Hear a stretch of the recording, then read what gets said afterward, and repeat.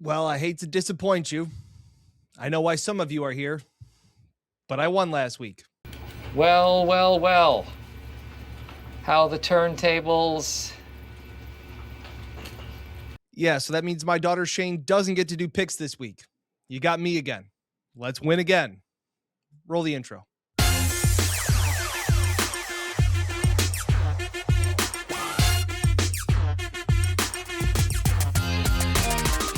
Hey everyone, and welcome back to another edition of Uncle Dan's Best Bets here on the Buffalo Plus YouTube channel located inside the beautiful Connors and Ferris podcast studio. Appreciate your support as always. If you can, like, comment, and subscribe. Really appreciate it always, and really appreciate the support that we have gotten all season long, not only from you, but from our great sponsor, Bob Johnson Auto Group. I'm going through getting a third row vehicle right now, working with Daryl out in Leroy, buying, selling, trading, leasing. They don't write this for me. I just do this off my own because of how great their service is. Really appreciate Bob Johnson Auto Group. If you need something for this winter to get you through, looking to get a new lease, buy a new car, trading in, anything like that, be sure to go to Bob Johnson Auto Group. Again, I work with Daryl out in Leroy, but go to Bob Johnson Auto Group and tell them that Uncle Dan sent you. Also, as we wrap up the regular season, shout out and appreciation to everybody that has followed along, going through the comments. Mud Dog, Richard Rush, Charlie, William, Daryl, Isabel, as always, Ian, my boy, always supporting me there. DJ Parsons, I can flip a coin and get better results. Yeah, that's kind of how this works. And for Artemio, who's watching in the Philippines, appreciate the support as always. Last week, I thought I was better off than I was. I forgot. I went 4-3, and I didn't know how badly I needed that Niners game. But we won that back and forth game with the Niners. So we were 4-3 last week. We are now 76-83 on the season. Still 6 games under 500, but that's within reach. That's within reach. It has happened before in the past where we have gotten hot at the end of the year and have gotten to 500 at least. I know what you're going to say, guys. The critics will say, well, Dan, you're still losing money if you're at 500. Yeah, I'm aware. I'm very aware of that. But in my head, 500 is the goal to get. This is not going to be our best season, but we can salvage it trying to go through at the end. The difficult part here is week 18, looking at the slate and trying to figure out who the hell is playing and who's got incentives. And there's always this, well, this team has nothing to play for, so they're going to lose. And that's just not how this works. Like, I do think it's very funny that the Jags have clinched a playoff spot. And one of my friends and producers here, Josh, shout out Josh, does a great job, was saying, it's most likely that the Bills are going to go to Jacksonville. I mean, all they have to do is, win a game against a bad Titans team. But I said, who would ever, that would never happen to a Jacksonville Jaguars team that would be at home in week 18. And all they would have to do is beat a bad team to make the playoffs, because they would never choke that away. It happens. So obviously you're trying to figure out all the chalk picks that happen. Doesn't always work out that way. So you're trying to figure out what teams are playing for and all of these things. So as of right now, I have a 6-pack of games. I don't know how many more we're going to add. We're still waiting to hear. I'm recording this on Thursday afternoon, still waiting to hear about Josh. And I'm also going to be looking at some incentives. Like Khalil Shakir, 1 touchdown, I believe, for $200,000. Like things like that, like teams do factor in. The teams are saying, you've worked so hard for us all season long. We want to rest you, but we also want to get you paid. So you're kind of trying to balance all of that stuff out. So there will be more picks, as always, as I mentioned throughout the year, that I put on social media as the game gets closer. Right now, there's not a single prop that you can bet on DraftKings for the Bills game.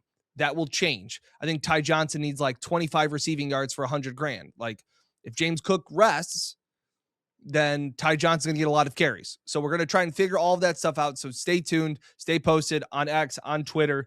I will post picks before Saturday and again before the game on Sunday. So let's get right into it, though. Let's get ready. I don't have a Bills play right now. If you came for a Bills play, I don't have one yet. But I can start on Saturday. I like the Seahawks 49ers over 47.5. I really like the way the Niners offense is clicking right now. Kyle Shanahan just seems to be pressing all of the buttons, and the 49ers defense kind of stinks. So you've got a really good team in Seattle and Sam Darnold who can play well against subpar defenses. So I think this is another track meet game, goes back and forth. I think 47.5 is totally within reach. It's in San Fran, so we're not going to have to deal with, tons of rain like you would with Seattle.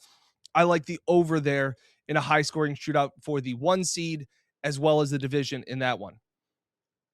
And if it's not broke, don't fix it. So let's get shucked up, right? That's how this has been going. Saints plus 3.5 at the Falcons. I think the Saints should be favored in this game. So maybe that's another sucker line. But I just think that they've got something going. I know Chris Olave is out, but Shuck has been putting up numbers and has been putting together drives in the second half of games with Curly, Larry, and Mo. Like, the guy is going to win. He should win Offensive Rookie of the Year. He has been phenomenal. I think this is a little bit of a letdown spot for the Falcons. They played hard, got that win, but I don't know. I like the Saints a lot there. I like the Texans minus 10.5 at home versus the Colts. The Texans still have a lot to play for. With a Texans win and a Jags loss, they would win the division. They would get a first round home game. So that's huge for them. And the Colts are starting Riley Leonard. Good luck, bud, against that Texans defense at home. So I don't think the Texans, I don't think the Colts are going to score more than 10 points. So, and their defense is average. So I like the Texans laying the big number. I still feel like that's a game where the Texans are going to want to get some things right on offense, and defensively, I think they can just go through the motions, honestly, and shut down Riley Leonard. I like my prop. I like Caleb Williams over right now in DraftKings. It was 236.5 passing yards. I think he needs like 260 to hit 4,000. Lions secondary is banged up. They have been all year. Their defense has not been great. I think they'll play hard for Dan Campbell. I don't think that's a team that's ever going to quit, but I think Caleb Williams is finding some things on offense. They need to win to make sure they clinch the division. I believe. No, I think they have the division, but I think Caleb's still going to want to put up numbers because they want to stay in that 2 seed. I like the Rams minus 7.5 at home versus the Cardinals. I think it's a bounce back spot, get right game for the Rams. I think the Cardinals have nothing to play for. So they're in Cabo mode. Rams, I think, are going to want to get everything dialed up. I think that's again, I like the home teams with the big numbers. So those are my 6 plays. Oh, those are the 5 plays. Seahawks, Niners over, Saints, Texans, Caleb Williams passing over prop, Rams minus 7.5. And hey, look, I haven't been right about a lot of things this year, but I deserve a pat in the back. How about that Browns play last week? The ugliest and probably the grossest. But sometimes those uncomfortable bets are what you need. How about an ugly one? How about the Browns plus 3 at home versus the red hot Steelers that apparently now nobody wants to face? Give me the Browns somehow to cover this game. Browns plus 3. I don't know if there are very few people that know Mike Tomlin the way that I know Mike Tomlin. Been betting on Mike Tomlin for a long, long time. And I got some stats here to back this up. Because if you remember, after I was on the Bills to beat the Steelers, I then hammered and said, absolutely, the Steelers will bounce back, and went on the road and beat a really good team at the time, the Ravens, with Lamar when they were playing well, and they went on the road and beat them. Everybody hates the Steelers. They got embarrassed. They stink. They're no good. Now you're going to go face the Ravens. Schemes for first place. This is a Mike Tomlin spot. If Mike Tomlin has anything left, they win this game. The Tomlin spot in the Tomlin game, like I always talked about, is you're trying to thread that needle between when everybody thinks the Steelers stink and when they rally to win a game that you don't expect them to. I think the Steelers keep this close at Baltimore. Then I didn't think they had it in them against the Lions, like hand up against that Cleveland when we were in Cleveland. But then, this high-flying offense. This offense is awesome with Aaron Rodgers. And I said, not so fast. That line stunk. They've lost a bunch in Cleveland. They go and lose that game. Now, they are 3.5 point underdogs at home versus the Ravens. Since 2005, this is from the Action Sports Network. Shout out to them. Since 2005, underdogs in this series are 30, 12, and 3 against the spread. That's 71%. In the regular season, the underdog is 25, 7, and 3 when Mike Tomlin faces John Harbaugh. Like, this is a dog series. If you're the dog, you just bet them and you don't think twice. That's why I took them. I think they were 7.5-point dogs in that other game. In the regular season, when the line is 3 or more points, the underdog is 24, 5, and 3 against the spread in that span. As an underdog against the Ravens, Mike Tomlin is 14, 4, and 2 as a head coach. Mike Tomlin was, after the Miami game, nobody's talking about it now. Everybody wanted to give him an extension. Now he goes, loses in Cleveland with a chance to get to 10 wins and clinch the division. Now they want him fired again. This is a spot where Tomlin will win the division. They will want to extend him. They will lose by 30 in the first round of the playoffs. That's how this Mike Tomlin thing goes. I've been spot on these takes. Like, you can go back and look, and I'll put him in here. This just seems like a spot. Lamar's probably going to play all of this stuff. This is just a Steelers game.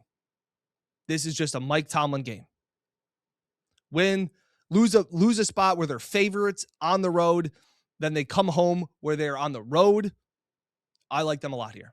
So I will take the Steelers plus 3.5.